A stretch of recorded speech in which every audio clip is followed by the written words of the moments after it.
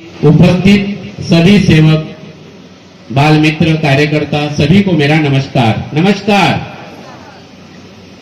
बहुत बड़ी भाग्य की बात होती है कि ऐसा सत्संग मिलना, ऐसी चर्चा बैठक मिलना, बार बार मिलना। और बाबा जुमदेव जी कहते हैं कि जीवन का उद्देश्य वही है, इस जीवन का उद्देश्य ही वही है, आनंद की प्राप्ति। और आनंद ये अंदर है और संसार में सुख और दुख है।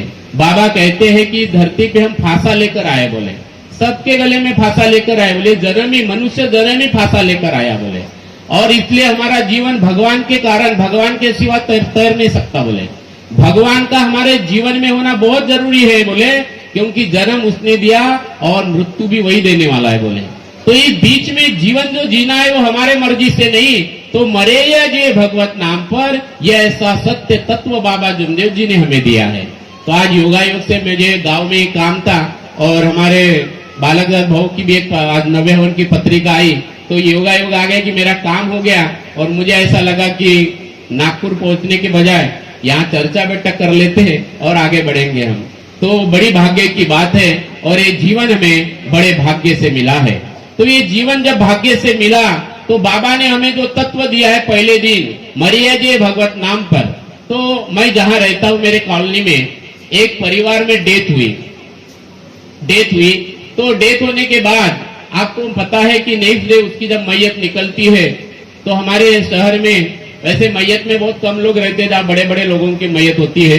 हमारे मार्ग में भी तो बहुत सारे लोग रहते हैं। किसी मार्गदर्शक जब ये गांव या संसार छोड़ के जाता है तो ऐसा लगता है कि बड़ा आदमी है ना, क्योंकि उनकी निष्काम सेवा होती है, बहुत सारे लोग रोते हैं। तो वैसे वो मैयत में मैं भी गया और मैंने देखा वहां पे कि 20-25 ही लोग थे। आगे में कोई हांडी पकड़ के था, थोड़ा दूर गए तो आजकल तो गाड़ी ही रहती है हमारे यहाँ पे नागपुर में, गाड़ी में बिठा के वो लेके जाते हैं। लेकिन उनके पीछे पीछे मैं भी जा रहा था। वो एक शब्द बोल रहे थे, राम नाम सत्य है, राम नाम सत्य है, राम नाम सत्य है। तो मैं एक जन को पूछा वहां पे कि भाई ये आप किसके लिए बोल रहे हो? ये जो पीछे में लोग जा रहे हैं इनके लिए बोल रहे हैं कि जो मरा है उसके लिए बोल रहे हैं? किसके लिए बोल रहे थे वो? बोले जो मरा है ना उसके लिए बोल रहे हैं। तो मैं बोला वो सुन रहा है क्या? राम नाम सत्य है। हाँ, बोले मरने के बाद ही बोलना पड़ता। बोला हमारे गुरुजी ने तो जीते जी बोला मरिए जय भगवत नाम पर। ये दोनों का ताकत एक ही है, राम नाम सत्य है।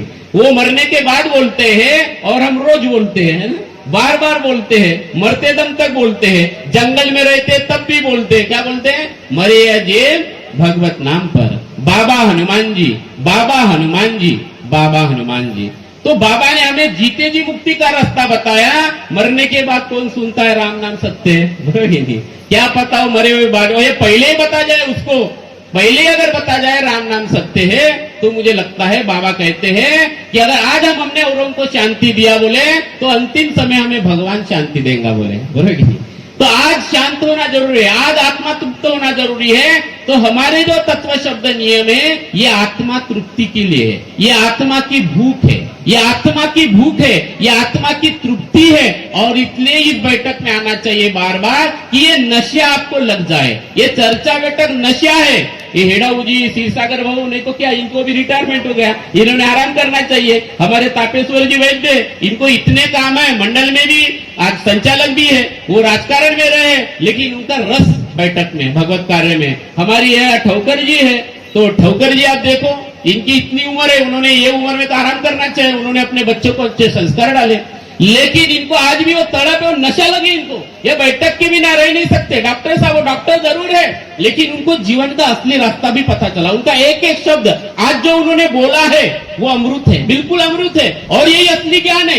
ये जिस दिन समझ जाए तो बाबा कहते हैं कि एक शब्द पे जाके बोले, बाबा ने, भगवान ने हमें एक सवाल पूछा और एक सवाल पे हम जाग के बोले, एक सवाल पे, और हमने तय किया कि हमारा ईमानी भगवान है, बोले हमारा ईमानी भगवान है। तो बैठक भी एक नशा है, ठीक है ना? ये नशा एक बार लग जाए ये आत्मा को तृप्त करता है। तो अभी से चर्चा बैठक में जाते जा प्यारे, नहीं तो फिर पछताना है। और खिला पिला कर देह बढ़ाया, ये भी अग्नि में जलाना है। बराबर। राम नाम सत्य है, इसका होने वाला है। तो ये सत्य को पहले ही जान ले। वो सत्य बाबा ने मैं पहले दिन ही बताया, मरिया जय भगवत नाम पर। वो पहले दिन समझा नहीं, इसलिए बैठक दिया कि बार बार जाएंगे, एक दिन तो मौका मिलेगा, एक दिन तो आत्मा जाग जाएगी। आत्मा जागना, आत्मा जागना मतलब पहले दिन जो वचन दिया उस सत्य को समझने के बराबर है। मरे या जे भगवत नाम पर, मरो मरो सब कोई कहे, मरना न जाने कोई, एक बार ऐसा मरो कि फिर मरना न होई। तो इसके बाद जब हमारी मृत्यु होगी वो शरीर की मृत्यु होगी, क्योंकि हम पहले ही समझ गए मरे या जे भगवत नाम पर, राम नाम सत्य। क्या होता है वो सत्य क्या है ये बाबा ने सिखाया। रोज हम विनंती प्रार्थना में बोलते हैं, सुबह के विनंती में हमारे मई को मारते हैं और शाम की प्रार्थना में हम वो जो प्रार्थना है जो भगवान को समर्पित होती है वो भगवान को तृप्त करती है। बस हमें हमारे मानव जीवन सजाना है। तो आप जब भवन में जाएंगे तो एक बाजू में लिखना है, लिखा है देश में सत्य खड़ा करना है। आपने देखा ना जहां बाबा की फोटो है, आपने पढ़ा होगा, सभी लोग गए होंगे। तो भवन में मंदिर में भवन मानव मंदिर में लिखा है एक साइड में देश में सत्य खड़ा करना है और एक साइड में लिखा है ध्येय।